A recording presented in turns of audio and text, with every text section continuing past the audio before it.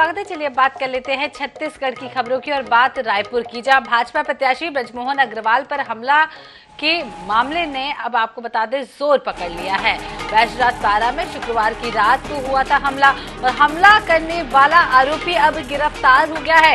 आरोपी मोहम्मद साजिद खान को पुलिस ने गिरफ्तार कर लिया। कोतवाली थाना क्षेत्र का पूरा मामला तो ब्रजमोहन अग्रवाल पर आपको बता दें कि परसों की रात हमला हुआ था, जहां पर अब पुलिस ने कार्रवाई करते हुए आरोपी को गिरफ्तार कर लिया है। आरोपी की लगातार तलाश की जा रही थी और हमले का कारण भी जानने का प्रयास किया जा रहा था। तो बैजनाथ बारा पे शुक्रवार को पूरा हमला हुआ था। ब्रजमोहन अग्रवाल अपनी एक सभा को संबोधित कर रहे थे, कार्यकर्ताओं के साथ वहां पर भ्रमण कर रहे थे। उसी दौरान उन पर हमला किया गया था, जिसके बाद ब्रजमोहन अग्रवाल धरने पर भी बैठ गए थे। पुलिस की समझाइश के बाद धरने को खत्म किया गया था, लेकिन अब आरोपी को पुलिस ने गिरफ्तार कर लिया है। तो शुक्रवार की आपको बता दें आरोपी को गिरफ्तार किया गया। हमला करने वाला आरोपी फिलहाल पुलिस की गिरफ्त में है। मोहम्मद साजिद खान उसका नाम बताया जा रहा है, जो पुलिस की गिरफ्त में है। कोतवाली थाना क्षेत्र का ये पूरा मामला बताया जा रहा है।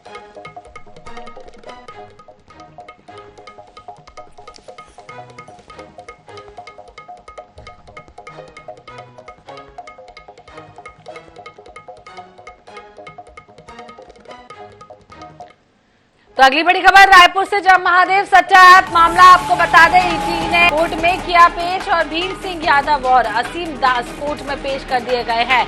विशेष कोर्ट में दोनों आरोपियों की हुई पेशी और आरोपियों को 14 दिन की न्यायिक रिमांड पर भी भेजा गया है। विशेष कोर्ट में दोनों आरोपियों की पेशी भी हुई है और आरोपियों को 14 दिन की न्यायिक रिमांड पर भेजा गया है। तो रायपुर से बड़ी खबर, महादेव सट्टा ऐप, ये पूरा मामला आपको बता दें लगातार इसको लेकर ईडी की कार्रवाई चल रही है। ईडी ने आरोपियों को अब कोर्ट में भी पेश कर दिया है। भीम सिंह यादव और असीम दास को अब कोर्ट में पेश किया गया है। विशेष कोर्ट में दोनों आरोपियों की पेशी हुई है और आरोपियों को अब 14 दिन की न्यायिक रिमांड पर भेज दिया गया है।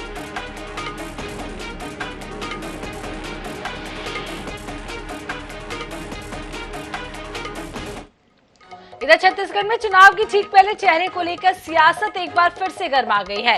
कांग्रेस सांसद राजीव शुक्ला ने जहां भाजपा की घोषणाओं को लेकर केंद्र सरकार से सवाल पूछा, उन्होंने आज तक मोदी की एक भी घोषणाएं पूरी न होने का आरोप भी लगाया है। वहीं प्रदेश में भाजपा का चेहरा नहीं होने को लेकर भी तीखा हमला बोला है। छत्तीसगढ़ में भाजपा सामूहिक नेतृत्व में चुनाव लड़ रही है। पार्टी ने प्रदेश अध्यक्ष अरुण साव और नेता प्रतिपक्ष के साथ ही राष्ट्रीय उपाध्यक्ष डॉक्टर रमन सिंह, सरोज पांडे और लता उसेंडी के चेहरे को भी पोस्टर में स्थान दिया है। इसी तरह कांग्रेस ने भी मुख्यमंत्री भूपेश बघेल के साथ डिप्टी सीएम टीएस सिंहदेव, प्रदेश अध्यक्ष दीपक बैज, स्पीकर डॉक्टर चरणदास महंत, गृह मंत्री ताम्रध्वज साहू को पोस्टर में स्थान दिया है। लेकिन छत्तीसगढ़ के दौरे पर पहुंचे कांग्रेस के राज्यसभा सांसद राजीव शुक्ला ने एक बार फिर चेहरे को लेकर बहस छेड़ दी है। उन्होंने कहा है कि भाजपा ने यहां मोदी की गारंटी नाम से घोषणा पत्र जारी किया है। मोदी के चेहरे को आगे रखकर चुनाव लड़ रही है। क्या मोदी जी छत्तीसगढ़ के मुख्यमंत्री बनेंगे? उन्होंने भाजपा की घोषणाओं पर भी नए अंदाज में तंज कसा। राजीव शुक्ला ने कहा कि भाजपा पूरे देश में धान की एमएसपी क्यों 3100 रुपए नहीं कर देती? अगर ऐसा करे तो न्याय योजना के साथ छत्तीसगढ़ के किसानों को 3800 रुपए मिलेंगे। इसी तरह पूरे देश में 500 रुपए में सिलेंडर मिलना चाहिए। अगर ऐसा हुआ तो प्रदेश में कांग्रेस की सब्सिडी के साथ महिलाओं को फ्री में सिलेंडर मिलने लगेगा। राजीव शुक्ल ने यह भी पूछा कि क्या इन घोषणाओं को पूरा करने के लिए छत्तीसगढ़ में भाजपा के पास कोई चेहरा है? वहीं राजीव शुक्ला के आरोपों पर भाजपा सांसद मनोज तिवारी ने पलटवार किया। इनके पास राज्य में कुछ बचा ही नहीं है। राज्य में एक नेता का भी चेहरा नहीं दिखा पा रहे हैं, तो मोदी जी का चेहरा लगा दिया। मैं पूछना चाहता हूं कि मोदी जी यहाँ मुख्यमंत्री के कैंडिडेट हैं क्या? मुख्यमंत्री बनने आ रहे हैं? अरे चुनाव अगर आप वोट मांग रहे हो तो राज्य के किसी नेता के नाम पे मांगो ना, राज्य के नेता का चेहरा सामने लाओ। जो गारंटी आप दे रहे हो वो गारंटी वो पूरा करेगा नहीं करेगा उसका वचन होना चाहिए। तो राज्य का चेहरे तो राज्य के नेता को तो ताले में बंद कर दिया, सब संदूक में बंद है, और मोदी जी का चेहरा दिखा के ये वोट लेना चाहते। तो ये विधानसभा के चुनाव है, मोदी जी मुख्यमंत्री बनने वाले क्या कि जो उनका चेहरा दिखा रहे हो? ये बहस में छुपाना चाहते हैं क्या कि कांग्रेस हमास के आतंकवादियों को सपोर्ट कर रही है। चिंता की बात यह है, आतंकवादी आते हैं, बंदूक से मार के बच्चे जो गीत गा रहे थे उनको मार डालते हैं, फिर मरी हुई बेटियों की लाशों से बलात्कार करते हैं। और कांग्रेस कहती है कि नहीं हमास के खिलाफ तो हम कुछ नहीं बोलेंगे, वो इजराइल के खिलाफ ही बोलते हैं। तो जो हमास का समर्थन कर रही है कांग्रेस, उसकी चर्चा ज्यादा न हो। मैं छत्तीसगढ़ के लोगों से थ्रू मीडिया बनाना चाहता हूं, आप बताना चाहता हूं, आप हमास के समर्थन करने वाली सिचुएशन में हमास जानिए। छत्तीसगढ़ में भाजपा तो सामूहिक नेतृत्व में चुनाव लड़ ही रही है, लेकिन कांग्रेस भी भले सीएम भूपेश बघेल के चेहरे को आगे किए है, लेकिन सामूहिक नेतृत्व में ही चुनाव अभियान को आगे बढ़ा रही है। ऐसे में दोनों ही दलों के चेहरों को लेकर सवाल अब भी बना हुआ है। जनता भले पार्टियों के पक्ष या विपक्ष में अपना जनादेश देगी, लेकिन मुख्यमंत्री का चेहरा तो पार्टियां ही तय करेंगी। रायपुर से INS 24/7 के लिए गौरव शर्मा की रिपोर्ट।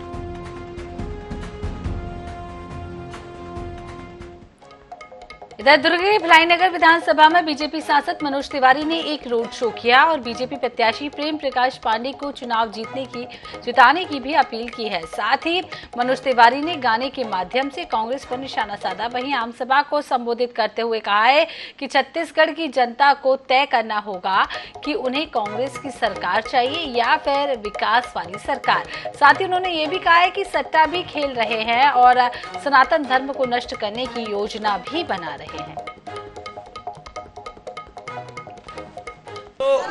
प्रेम प्रकाश पांडे जी के भारतीय जनता पार्टी के भिलाई के लोकप्रिय, कर्मठ और टेस्टेड प्रत्याशी जिनका के सब कोई जानता थे, प्रेम प्रकाश पांडे भैया खातिर रोड शो करके जा रहे हैं। और सबसे प्रार्थना है कि हमारे प्रेम प्रकाश पांडे जी को जिताकर छत्तीसगढ़ में बन रही भारतीय जनता पार्टी की सरकार में उनको एक प्रमुख भूमिका में रखा जाए, ऐसा मेरा भिलाई से प्रार्थना है। इधर राजधानी की सड़कों पर दौड़ती मौत के चलते लोग काल के गाल में समा रहे हैं। रायपुर की सड़कों पर इन दिनों तेज रफ्तार दौड़ती वाहनों के चलते लगातार सड़क हादसे हो रहे हैं। वहीं समय बचाने के लिए लोग बिना किसी डर के रॉन्ग साइड पर भी वाहन चला रहे हैं। चालानी कार्रवाई के बाद पुलिस ने भी अब ऐसे लोगों को सबक सिखाने का नया तरीका अपना लिया है। आखिर क्या है वो तरीका, चलिए आपको दिखाते हैं। राजधानी की सड़कों पर आम लोगों से ज्यादा वाहन सड़क पर चलते नजर आते हैं, लेकिन यातायात नियमों का पालन नहीं करने की वजह से सड़क हादसे भी बढ़ते जा रहे हैं। तेज रफ्तार में वाहन चलाना तो आम बात हो गई है। लोगों ने समय और पेट्रोल बचाने के लिए अब रॉन्ग साइड पर चलना शुरू कर दिया है। चालानी कार्रवाई पर भी कोई असर नहीं दिख रहा है। ऐसे में अब पुलिस ने महानगरों की तरह रायपुर की मुख्य सड़कों पर स्पाइक्स ब्रेकर लगाना शुरू कर दिया है। इन ब्रेकर्स पर यदि कोई रॉन्ग साइड पर गुजरता है तो उसका वाहन सीधे तौर पर पंचर हो जाएगा। शुरुआती दौर में अपन जो एक्सप्रेस हाईवे जो बना हुआ है, इसका प्रयोग के तौर पर लगाया जाएगा कि इसमें क्या है, दुर्घटना बहुत गंभीर दुर्घटना होती है और काफ़ी उससे मानवीय क्षति होती है। तो प्रारंभ में जो है एक्सप्रेस वे के जितने अंडरब्रिज हैं जहाँ से रॉन्ग साइड लोग जाते हैं, वहाँ पे लगा के देखा जाएगा प्रयोग के तौर पे। और ये प्रयोग अगर सफल होता है, अगर एक्सीडेंट में कमी आती है, लोग नहीं जाते, तो फिर और भी जगह चिन्हित करके लगाया जाएगा। ये क्या मैकेनिज्म, अगर आप इसमें रॉन्ग साइड जाएंगे तो स्पाइक्स रहता है, ये खड़ा हो जाता है, टायर किलर बोलते हैं इसको, टायर को वो मतलब ब्रश कर देता है।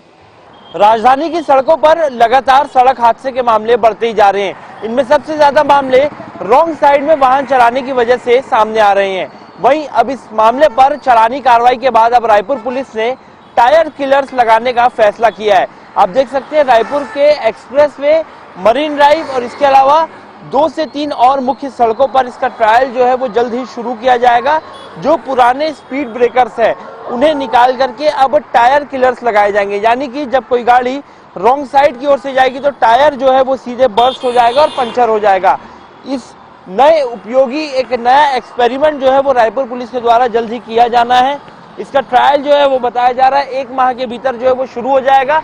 शुरुआती समय में 3 से 4 मुख्य सड़कों पर इन टायर किलर्स को लगाया जाएगा और आने वाले समय में जिन सड़कों पर सबसे ज्यादा रॉन्ग साइड में वाहन चलाए जाते हैं वहां पर इन टायर किलर्स का उपयोग रायपुर पुलिस और नगर निगम के अधिकारियों द्वारा किया जाना है। कैमरामैन अरुण साहू के साथ मोहम्मद हसन, NH 24/7 रायपुर। बात बिलाईगढ़ की, जहां बिलाईगढ़ में सीएम भूपेश बघेल ने एक आम सभा को संबोधित किया और कांग्रेस प्रत्याशी कविता प्राण को समर्थन देने की बात जनता से की है। इसके साथ ही उन्होंने कहा है कि पीएम मोदी की गारंटी पर अब किसी को विश्वास नहीं रहा है। इसके अलावा सीएम बघेल ने यह भी कहा है कि हर वर्ग को ध्यान में रखते हुए कांग्रेस ने अपना घोषणा पत्र जारी किया है और सरकार बनते ही वादे भी पूरे जरूर किए जाएंगे।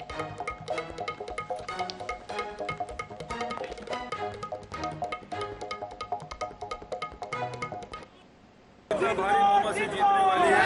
पिछले समय में किसान, मजदूर, महिला, सब कांग्रेस के पक्ष में। मैं धन्यवाद देना चाहता हूँ छत्तीसगढ़ के मुखिया माननीय भूपेश बघेल जिला जो एक बेटी के लिए होकर समर्थन में बिलाईगढ़ विधानसभा के पौनी गांव में हुआ। ऐसे एक गांव हर हमर शहीद वीर नारायण जी के नगरी है, हमर बाबा गुरु घासीदास जी के तपोभूमि।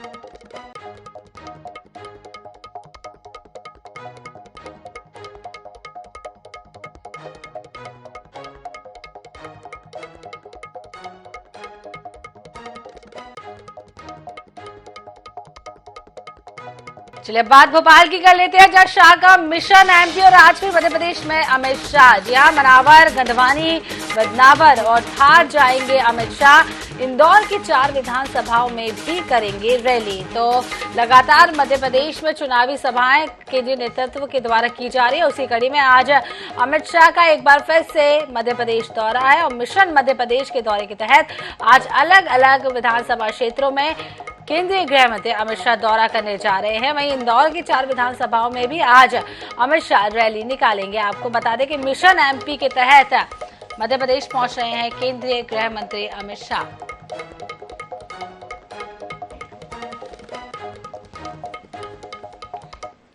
तो एक और बड़ी खबर भोपाल से, जहां 14 नवंबर को इंदौर में पीएम मोदी का मेगा रोड शो होगा। जी हां, 5 विधानसभाओं से गुजरेगी रैली। वोटिंग के लिए बनाएंगे माहौल और राव विधानसभा से होगी रोड शो की शुरुआत। तो प्रधानमंत्री नरेंद्र मोदी लगातार मध्य प्रदेश दौरे पर आ रहे हैं और इलेक्शन से जुड़ी बड़ी खबर आपको ये भी बता रहे हैं कि 14 नवंबर का दिन वो होगा जहां पर प्रधानमंत्री नरेंद्र मोदी एक बार फिर से मध्य प्रदेश दौरे पर मिशन एमपी को लेकर आ रहे हैं और इंदौर में वो रोड शो करेंगे, जहां पर 5 विधानसभा क्षेत्र ऐसे होंगे जहां से ये रैली निकलेगी और वोटिंग के लिए माहौल बनाने की जद्दोजहद करते हुए प्रधानमंत्री नरेंद्र मोदी यहां पर नजर आने वाले हैं। तो आपको बता दें राव विधानसभा से भी रोड शो की शुरुआत होगी। तो 5 विधानसभाओं से ये रैली गुजरेगी 14 नवंबर को मध्य प्रदेश में प्रधानमंत्री नरेंद्र मोदी। एक बार फिर से रुख भोपाल का, जहां 33 दिनों में चुनाव आयोग में 700 से ज्यादा हुई शिकायतें, जहां भाजपा से ज्यादा कांग्रेस ने की है शिकायतें। भाजपा ने 33 दिनों के अंदर की है 140 शिकायतें। कांग्रेस ने आचार संहिता के उल्लंघन के अलावा कई मुद्दों पर की है शिकायत। आयोग के पास 300 से ज्यादा शिकायत पेंडिंग भी पड़ी हुई हैं। तो चुनाव आयोग के पास 700 से ज्यादा शिकायतें पहुंची है। दोनों पार्टियों को मिलाकर यहाँ पर शिकायतों का दौर लगातार जारी है। भाजपा से ज्यादा कांग्रेस की शिकायतें यहाँ पर सामने आई हैं। तो मध्य प्रदेश चुनावी इलेक्शन से जुड़ी बड़ी खबर आपको बता दें, 33 दिनों में चुनाव आयोग में 700 से ज्यादा शिकायतें दर्ज की गई है। भाजपा से ज्यादा कांग्रेस ने की है शिकायतें। भाजपा ने 33 दिनों में 140 शिकायतें की है। वहीं कांग्रेस की बात करें तो कांग्रेस ने भी शिकायतें की है, जहां पर 380 शिकायतें हैं जो अभी भी पेंडिंग पड़ी हुई है। बात भोपाल की, जहां पीसीसी चीफ कमलनाथ का चुनावी दौरा भी लगातार जारी है। निवाड़ी और सागर दौरे पर है आज कमलनाथ। सुबह 10:45 पर निवाड़ी में जनसभा को संबोधित करेंगे। वहीं दोपहर 12:30 बजे भी आपको बता दें एक सभा को संबोधित करेंगे। तो सागर में जनसभा होने जा रही है और वहां पर सागर में जनसभा को संबोधित करेंगे। तो पीसीसी चीफ कमलनाथ का चुनावी दौरा। कई सारी जनसभाओं को आज वो संबोधित करने वाले हैं। पीसी चीफ चुनावी दौरे के तहत भोपाल में आपको बता दें निवाड़ी और सागर दौरे पर आज कमलनाथ हैं, जहां 10:45 पर निवाड़ी और 12:30 में सागर में एक जनसभा को संबोधित करेंगे। तो पूर्व मुख्यमंत्री कमलनाथ का आज मध्य प्रदेश पर कई सारी विधानसभाओं पर फोकस है और आपको बता दें निवाड़ी और सागर में जनसभाओं को संबोधित करेंगे पीसीसी चीफ कमलनाथ।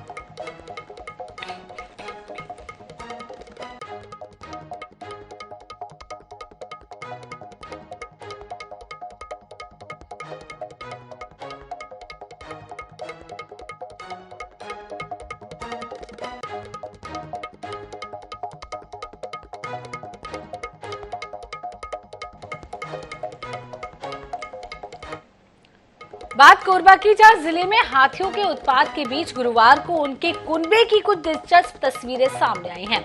जिले के केंदई गांव के जंगल में 2 बेबी एलिफेंट को बड़े हाथियों ने घेर कर रखा था और मानो कि उन्हें Z+ की सिक्योरिटी दे रखी हो। इससे पता चलता है कि इंसानों की तरह ही हाथी भी अपने परिवार के प्रति संवेदनशील होते हैं।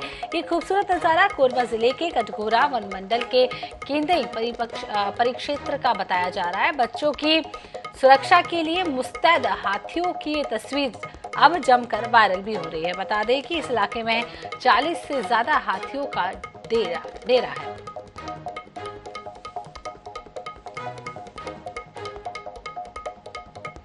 कटघोरा वन मंडल में काफ़ी सारे हाथियों का झुंड अभी विचरण कर रहा है, जिस पे लगातार वन विभाग काम कर रहा है और लोगों की सुरक्षा के लिए, आमजनों की सुरक्षा के लिए लगातार उनकी मुनादी के साथ साथ हाथियों पर नज़र बनाए रखा है। और क्योंकि अभी फसल कटाई का समय है तो इस बीच में कहीं कोई जनहानि या दुर्घटना ना घटे उस विषय पे। साथ ही साथ एक जो वीडियो जो आज देखने को मिला, जिसमें हाथी के जो झुंड है वो अपने 2 बच्चे जो 2 शावक हैं उनकी सुरक्षा पे लगातार ध्यान दे रहे हैं। और उसके साथ साथ एक बड़ा खूबसूरत जो वीडियो है जिसमें एक तरह का लग रहा है कि Z+ सिक्योरिटी के साथ बच्चों की सुरक्षा की जा रही है। इधर भरतपुर सोनहत में भाजपा प्रत्याशी रेणुका सिंह और कांग्रेस विधायक व प्रत्याशी गुलाब कमरो का वार पलटवार जारी है। रेणुका सिंह ने घोषणा की थी कि जनकपुर में रेलवे लाइन नहीं लाई तो राजनीति छोड़ दूंगी, जिस पर गुलाब कमरो ने अब कहा था कि अपने सांसद आदर्श ग्राम में 1 रुपए का विकास तो किए नहीं है, ऐसी घोषणाओं से TRP नहीं मिलेगी। इस पर पलटवार करते हुए रेणुका सिंह ने कहा है कि गुलाब केवल घोषणा करते हैं, नारियल फोड़ते हैं, काम नहीं करते हैं। 5 लाख के पुल के काम को लेकर उनके कार्यकाल में एक सचिव को जान देनी पड़ी। मैं सपने नहीं दिखाती, सपनों को पूरा करती हूँ।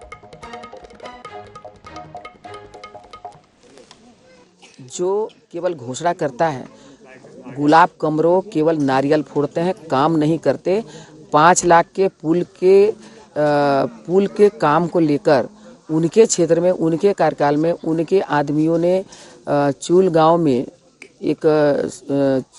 के एक सचिव को अपनी जान देनी पड़ी। इसी के साथ इस बुलेटिन में फिलहाल इतना ही। देखते रहिए NH 24/7। नमस्कार।